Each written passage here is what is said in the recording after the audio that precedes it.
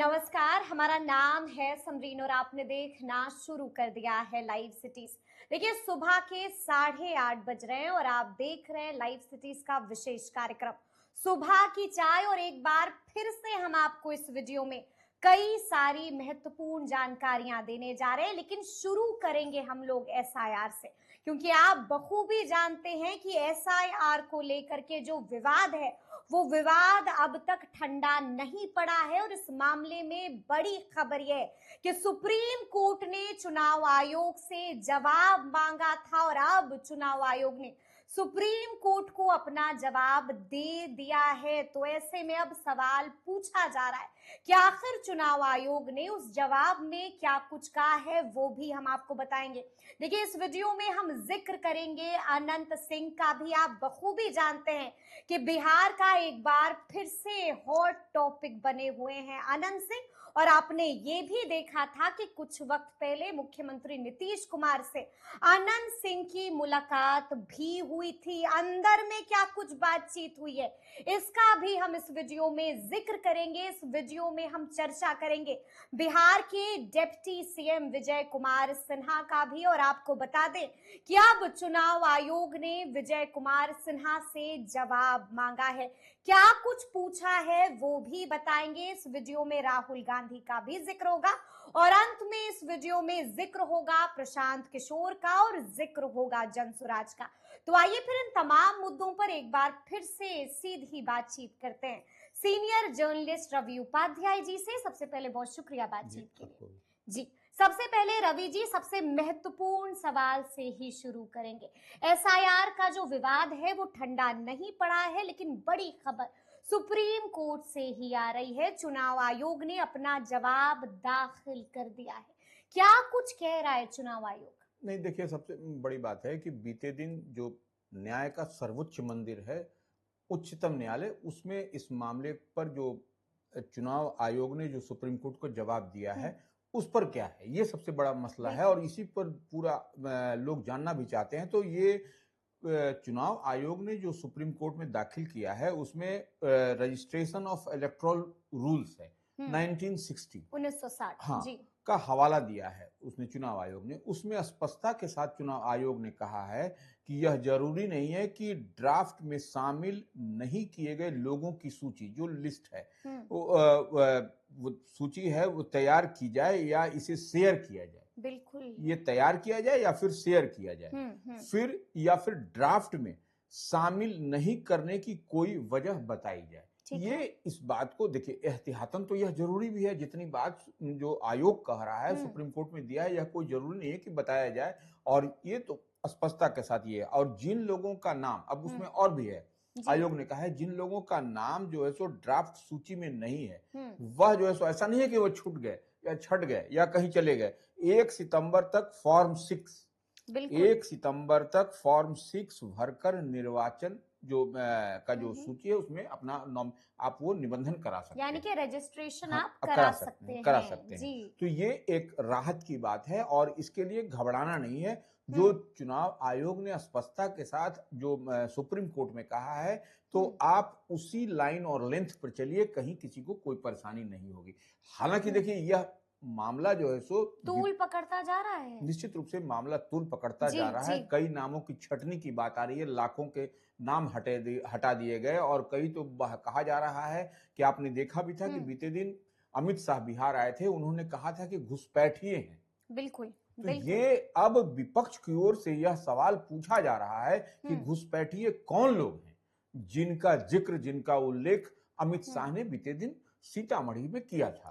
तो ये बताना पड़ेगा आपको, सिर्फ कह देने से यह नहीं चलेगा कि घुसपैठिए हैं। हाँ, जिनका 2 जगह पर नाम है उस पर कार्रवाई होनी चाहिए। बिल्कुल। जो मृतक हैं, जो डेथ कर गए हैं, उनका नाम काटा जाना चाहिए। नाम काटा जाना जो चाहिए। स्थानांतरित हो गए हैं उनका नाम काटा जाना चाहिए। लेकिन जो घुसपैठिए, ये बड़ा सवाल, ये क्वेश्चन मार्क खड़ा किया है कहीं ना कहीं अमित शाह ने। तो ये घुसपैठिए पर तो जवाब देना पड़ेगा, सबको जवाब देना पड़ेगा। यानी कि कई तरह के सवाल हैं जिनका जवाब सभी जानना चाहते हैं, लेकिन रवि जी बड़ी बात यह है कि 12 या फिर 13 तारीख को इस मामले में सुनवाई भी होनी है। क्या लगता है क्या होगा सुप्रीम कोर्ट में इस मामले को लेकर? देखिए, सुप्रीम कोर्ट निश्चित रूप से इस मामले पर नजर बनाए हुए इस मामले को देख रहा है, समझ रहा है, लेकिन जो डिले हो रहा है जी, तो ये कहीं ना कहीं आम आवाम में इस बात का डर है कि डिलेइंग टेंडेंसी तो नहीं है, क्योंकि फिर जैसे आपको देखिए 1 सितंबर से आपको फॉर्म 6 भरने की बात आ रही है। बिल्कुल, ये महीना कौन सा 1 चल रहा है? सितंबर तक फॉर्म 6 भर हाँ, सकते हैं। 6 भर सकते हैं 1 जी, सितंबर तक। हाँ। तो ये आपको अगस्त का महीना चल रहा है, सितंबर खत्म, माने अब सितंबर देखते देखते अगस्त भी बीत जाएगा। तो ये बड़े तादाद में जो इधर से उधर नाम हुआ है, जो झोल झाल की बात कही जा रही है, जो विपक्ष जिस बात को आपको बताना चाह रहा है, जिस बात को मजबूती के साथ विपक्ष इंडिया ब्लॉक महागठबंधन इस बात को उठा रहा है, तो ये तो समझने वाली बात है कि आखिर ये करना क्या चाह रहे हैं, ये होगा कैसे। और इसके बाद देखिए आपको चुनाव की डुगडुगी बजेगी, डुगडुगी बजेगी। जब चुनाव की डुगडुगी जब बजेगी तो फिर ये कैसे संभव है, कैसे संभव, ये आम आवाम का ये क्वेश्चन है, उसके आम आवाम यह पूछना चाह रही है, यही बात समझने की है। यानी कि सबकी निगाहें उस दिन में जो होगी वो सुप्रीम कोर्ट के सुनवाई पर ही होगी। सब यही जानना चाहेंगे कि आखिर सुप्रीम कोर्ट में क्या कुछ होता है उस दिन। तो चलिए अब हम अगली खबर का रुख करते हैं और अगली खबर है अनंत सिंह से जुड़ी हुई। हमने शुरू में ही आपको बताया था कि मुख्यमंत्री नीतीश कुमार से मिलने पहुंचते हैं अनंत सिंह। अंदर से क्या कुछ जानकारियां मिल रही हैं? नहीं देखिए वह केंद्रीय आदर्श कारा बेऊर से छूटने के बाद वह जिस तरीके से अपने मुकामा गए, पूरे तामझाम के साथ पूरे लोग ने उनका स्वागत भी किया, उसके बाद से वह मुख्यमंत्री से मिलने गए बीते दिन। मुख्यमंत्री से उनकी मुलाकात भी हुई, लेकिन उन मुलाकात के बाद वह पटना के सरकारी, अब जो उनकी पत्नी के नाम से अलॉटेड है, पहले उन्हीं के नाम से अलॉटेड हुआ करता था, तो वो उसमें है, लेकिन अब वह चुप्पी साध लिए हैं, किसी से बातचीत नहीं कर रहे हैं। यह मीडिया के अंदर लोगों से मिल तो रहे हैं बिल्कुल, लेकिन ऑफिशियल बयान नहीं दे रहे। तो यही मीडिया के अंदर खलबलाहट खलबली है कि क्या बात है। यही मीडिया अब इसको समझना चाह रही है कि क्या मामला है कि मुख्यमंत्री से मिलने के बाद अनंत सिंह चुप्पी साध ली। ये एक बड़ा सवाल है, बड़ा सवाल है बिल्कुल। लेकिन क्या लगता है आगे आगे अनंत सिंह क्या कुछ करेंगे? नहीं, देखिए निश्चित रूप से ठोक कर कह रहे हैं कि चुनाव तो हम ही लड़ेंगे, देखिए कोई इफ बट नहीं। देखिए निश्चित रूप से कोई इफ बट नहीं है, चुनाव वह लगातार लड़ते आए हैं, निर्दलीय भी लड़े, ललटेन छाप से भी, आरजेडी से भी लड़े। पिछली बार पत्नी ने ताल ठोका था और पत्नी के बारे में उन्होंने कह भी दिया कि कुछ काम नहीं किया। तो ये खुद वह लड़ने के लिए की तैयारी में है। लेकिन तो क्या मुख्यमंत्री से जब मुलाकात हुई थी तो हरी झंडी मिल गई? देखिए अब तो यह मुख्यमंत्री ही समझ सकते हैं, बता सकते हैं, क्योंकि पार्टी के राष्ट्रीय अध्यक्ष भी हैं जेडीयू के नीतीश कुमार, तो ऐसे में और अनंत सिंह ही बता सकते हैं। लेकिन यह तैयारी दिखाई, देखिए कोई भी अगर यदि अनंत सिंह इसलिए जरूरी और मजबूरी है एनडीए के लिए, क्योंकि आपको 2025 में 225 की बात एनडीए कहता है, तो ऐसे में जो अनंत सिंह जरूरी भी है, मजबूरी भी है, उनको चुनाव लड़ना और लड़वाना।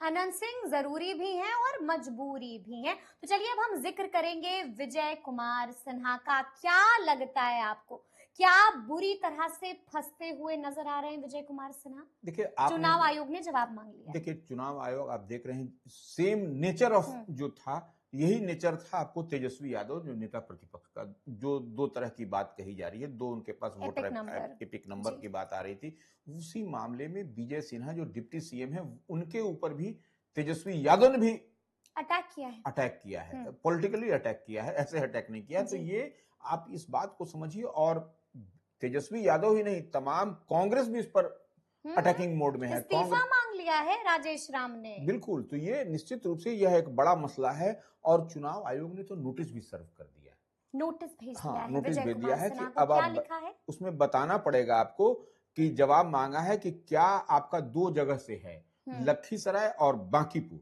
बिल्कुल, तो ये आपको यह क्लियर बताना पड़ेगा कि आप लखीसराय के वोटर हैं या बांकीपुर के वोटर हैं। तो अब तो जो बात छन करके आ रही है, बांकीपुर से उन्होंने अपना संभवतः नाम विड्रॉल करने की बात कही जा रही है अंदर खाने में विजय सिन्हा की ओर से।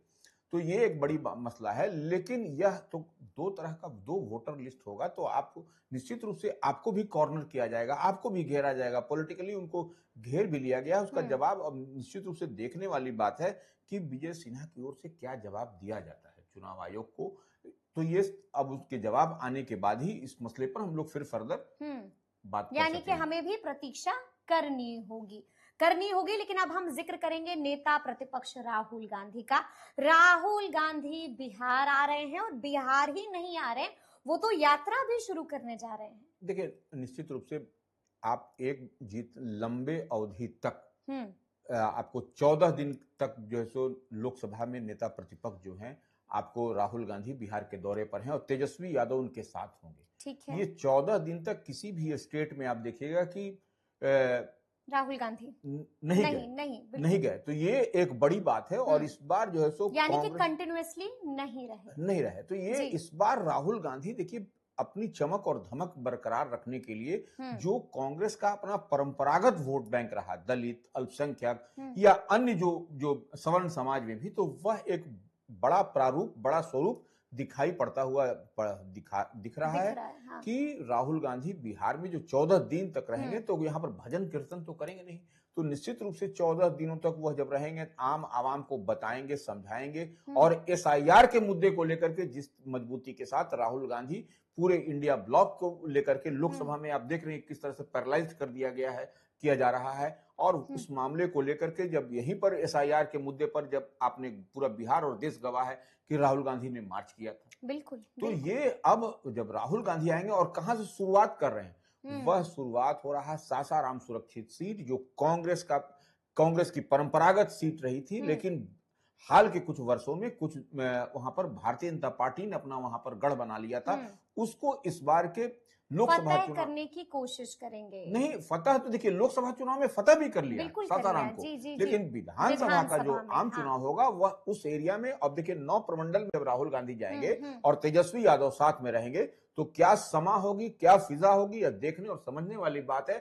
निश्चित रूप से महागठबंधन इंडिया ब्लॉक इस बार मेजर स्ट्राइक करने जा रही है, क्योंकि लोकसभा का चुनाव इसका जीता जागता प्रमाण है कि 40 में से एक तरीके से कहा जाए तो 10 सीट जो है सो इंडिया ब्लॉक के खाते में आपने गवा दी। बिल्कुल आपके हाथों से निकल गई। 9 सीट तो महागठबंधन इंडिया ब्लॉक की, एक सीट निर्दलीय पूर्णिया वाली जो पप्पू यादव की। तो ये निश्चित रूप से 10 सीट का जोल्ट जो एनडीए को लगा, ये बड़ा जोल्ट है। और इस बार जो है सो जो तैयारी दिखाई पड़ रही है महागठबंधन इंडिया ब्लॉक की विधानसभा के चुनाव में, यह एक बड़ी तैयारी है। बड़ी तैयारी है। क्या फिजा होगा, क्या माहौल होगा, वो भी आपको लाइव सिटीज बिल्कुल दिखाएगा। और अंत में हम जिक्र करेंगे प्रशांत किशोर का खुलासे पर खुलासा कर रहे हैं। रवि जी, क्या लगता है प्रशांत किशोर के निशाने पर इस बार कौन होगा? देखिए, प्रशांत किशोर की जो तैयारी है वह एक एक करके परत दर परत खोल रहे हैं।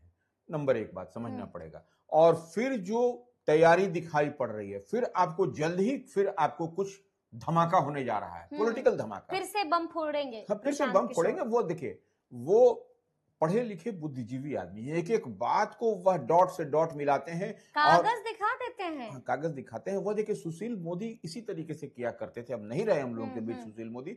वही काम प्रशांत किशोर कर रहे हैं और फिर वह कई सवाल खड़ा कर रहे हैं। इस बार जो उनके पास में जो लीगल टीम है, जो कई विद्वान वकील उनके पास रात रात भर बैठ करके काम कर रहे हैं, फाइल खुल रही है, बंद हो रही है, चाय की चुस्की चल रही है, लोग रात भर 2 बजे के बाद तक 3 बजे तक। तो प्रशांत किशोर उसमें होमवर्क कर रहे हैं, देख रहे हैं कहां पर कैसे करना है। और निश्चित रूप से आपको कुछ दिन में आपको एक बड़ा धमाका निश्चित रूप से होगा और उसकी तैयारी भी हो गई है।